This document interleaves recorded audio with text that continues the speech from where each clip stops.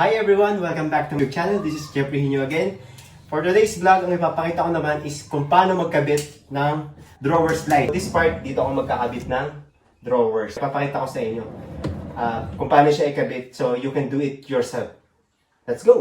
First step, kung paano gumawa ng drawers, ikakat ko muna lahat yung plywood bago ko siya bubuuin into boxes.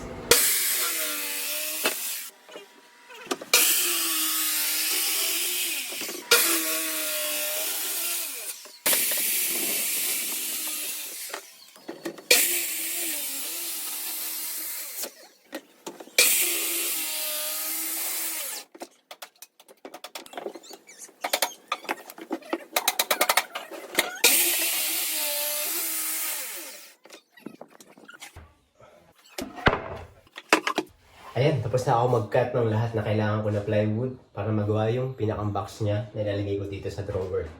Bubuin ko na siya using wood screw and then brad nailer. This is quick and easy lang. Once na nakat mo na lahat ng kailangan mo na sukat ng plywood, sobrang bilis niya kasi pagdidikit-dikitin mo lang.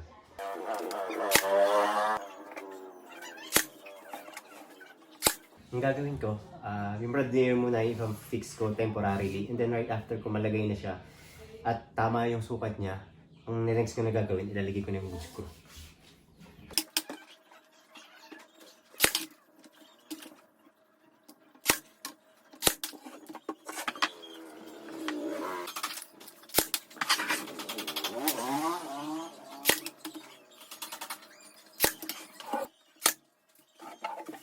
Tapos na siya, and then i-fix ko na siya ng wood screw.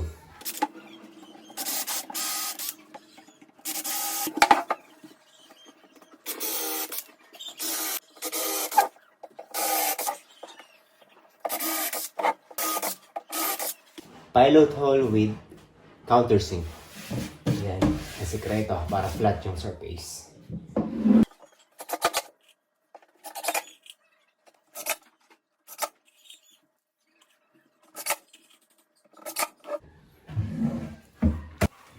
So ayan na. Natapos ko na yung mga boxes for the drawers. Kakabit ko na tong hardware niya. Gagamit ako ng this one. 1 part each. Na stop block. Ipapatong ko lang siya dito. And then, i-drill ko siya dito sa wall ng cabinet. And, maglalagay ako ng pilot hole para sa screw.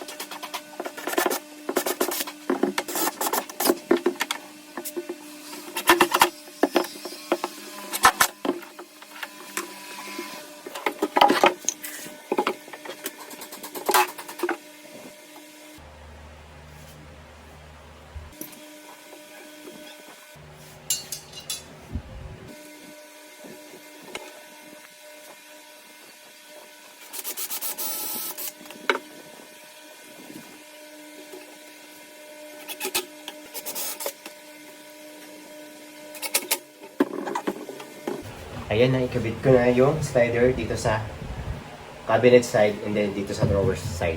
Ibabalik ko na siya.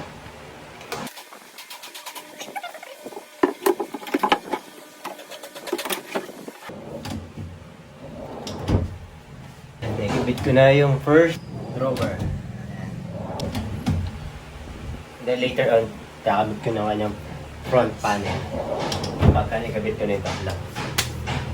Next drawer, kakabit ko na rito sa taas using this stop block. Ito yung magiging spacer ko in between. Papatong ko lang siya dito. I'll use center puncher para mas mabilis.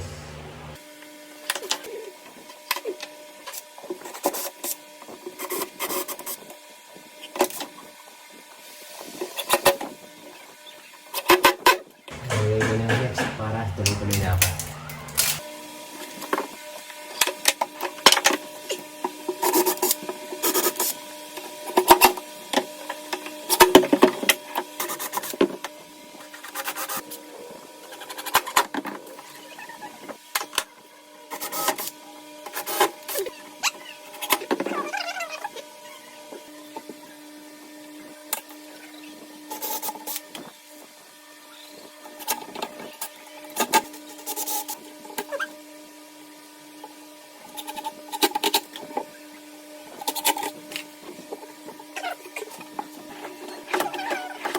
nasa last part na ako ng pagkakabit ng drawers.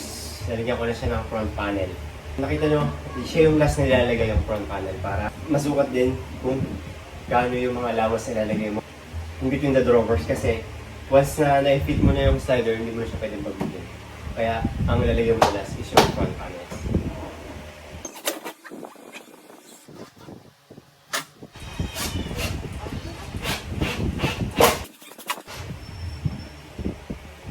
This side is mahirap lagay ng pocket screw kaya later on ko na siya lalagay, nakabubuhin na lahat. Okay na naman, nakafix na siya.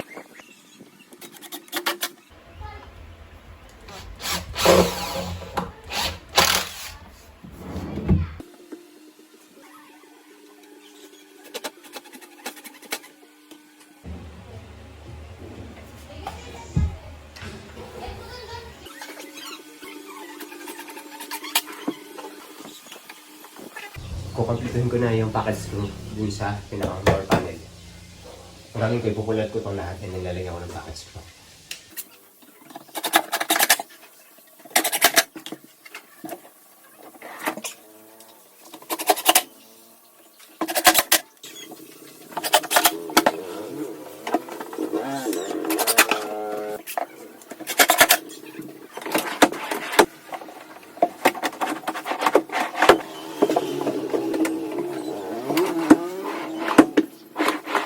Ito na yung kabit mga front panel ng drawer. So as you can see, ayan, tatlo. And then wala siyang handle, hindi ko siya nalagay ng handle. Maglalagay ako nitong push to open damper system para hindi na ako maglagay ng handle.